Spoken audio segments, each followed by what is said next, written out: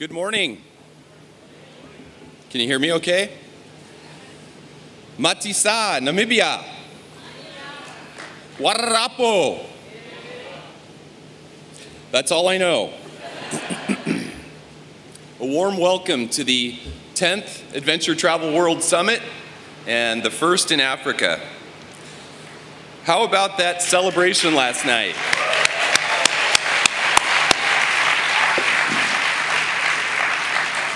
Was that not amazing? Incredible. We know that all of you had a great time. We also acknowledge that it took a little while to get back last night, and so pleased to see you here this morning. For every challenge, there's always a solution. The challenge today is you will be tired. The solution is the Swiss Energy Lounge. Thank you, Switzerland. So one of the things, I've been here a couple of times, and Maxie, thank you so much. That was very kind of you to welcome me and all the other delegates. I've been here twice now, and one of the things that I've heard Namibians say over and over is, Namibia is not really a first-time destination. If you're going to come to Africa, you don't come to Namibia for the first time. Can you raise your hand and make noise if this is your first time to Africa? All right, we're breaking the trends. So, before I jump into my speech, I'd like to acknowledge something up front. And that's that we know you're here to network and to do business. This is why we do the Adventure Travel World Summit.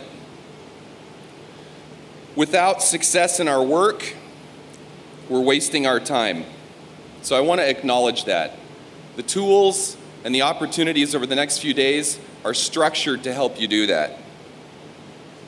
But I'd like to set a tone this morning for how I think success should look and how we believe at the ATTA how it can look.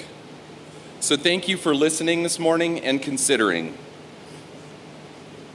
As iron sharpens iron, so one person sharpens another.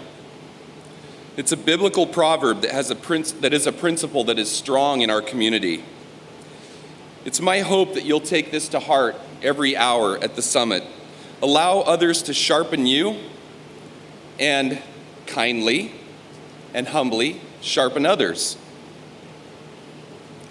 While some of the companies in this room and the organizations, the destinations, while some of you are competitive to some degree with each other, we're going to ask you to be brave enough to lay that down and be different at this conference.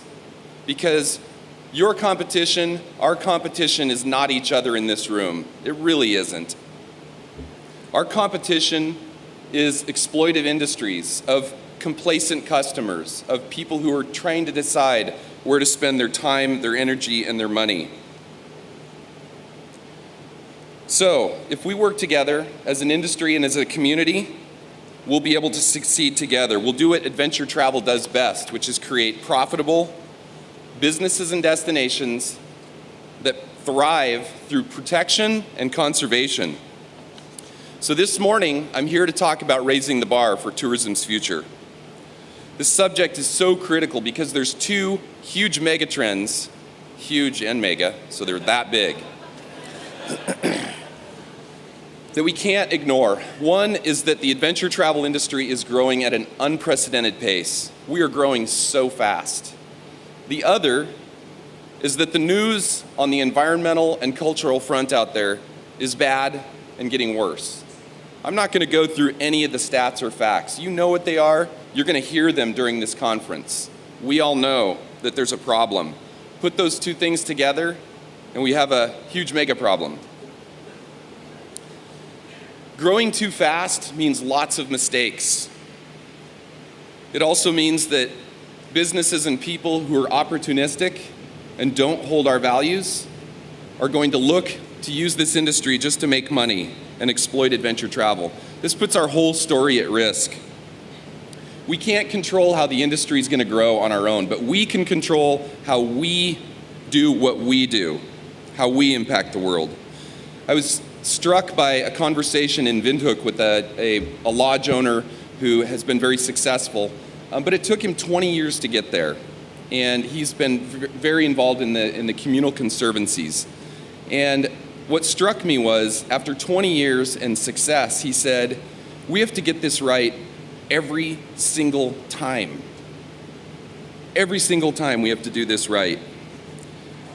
So we have a core challenge.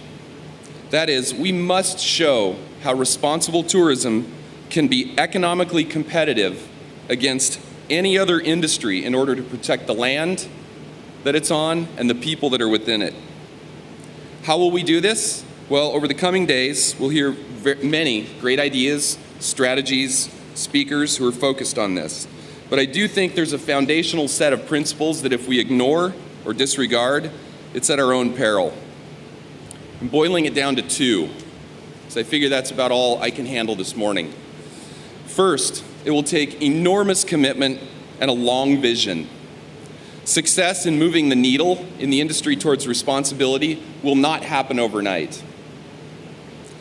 I'd like to call out Namibia here and just say, Keith Sproul from the WWF, who's been an incredible partner to the ATTA, and more to come on that later in the conference, but he gave a presentation in Mexico at ATMEX in Veracruz in August, and showed a chart where you have the amount of investment that was being put into Namibia and into the communal conservancies and the energy on the Namibian side, and then how long it took for the communal conservancies to take off as a concept, as a people, planet, profit equation that was working. It didn't even start to show promise until 10 years in. Can you imagine the pressure the donors were under, what Namibia was under, the politicians who supported this were under? Anybody who said this is a good idea, it didn't look like a good idea for a long time. They're 20 years in now, and you're going to hear more about that success. But I'd like us to applaud Namibia and everyone involved for sticking with a difficult concept.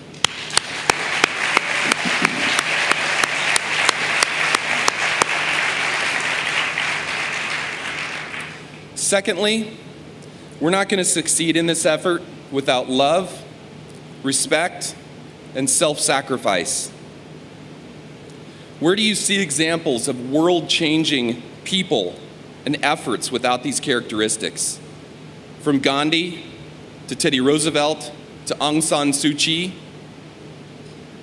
you cannot make massive change without these characteristics. A love and a respect for people and nature, dedication and sacrifice. A man named William Richardson created a film called Shadowlands in the 1980s about the famed author C.S. Lewis, and one of his concepts was that we are created to be free to be selfish.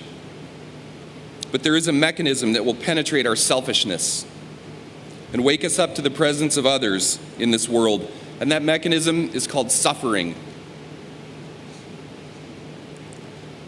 We must suffer with the poached rhino. We must suffer with the exploited, the abused, and the poor. And we have to acknowledge that our industry has been responsible for some of this.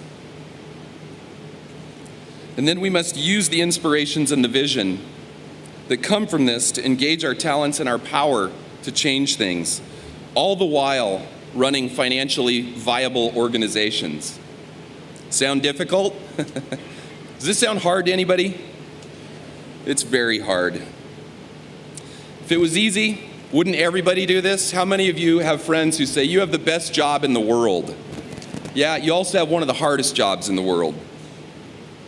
There are people in this room who are right now living at great personal risk because of a commitment to these principles, because of protecting nature and people. For their safety, we can't even reveal who they are. This is real.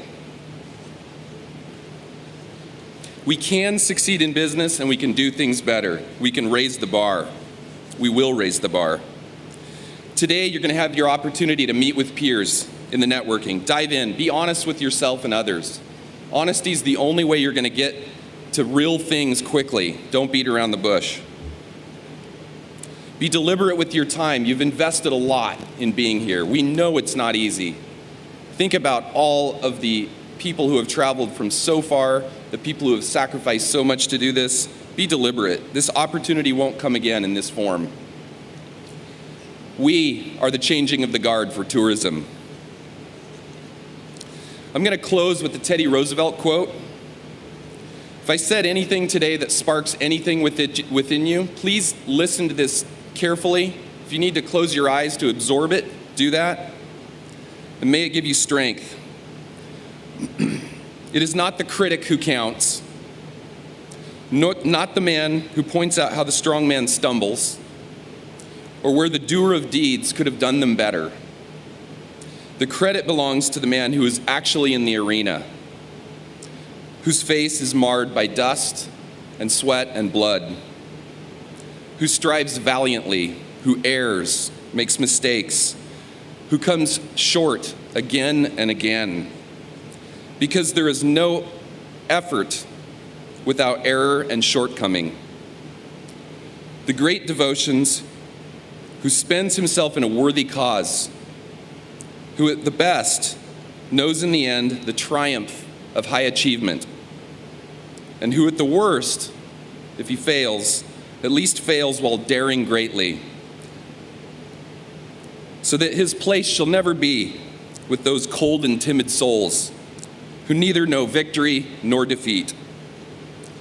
Have an incredible summit. Thank you.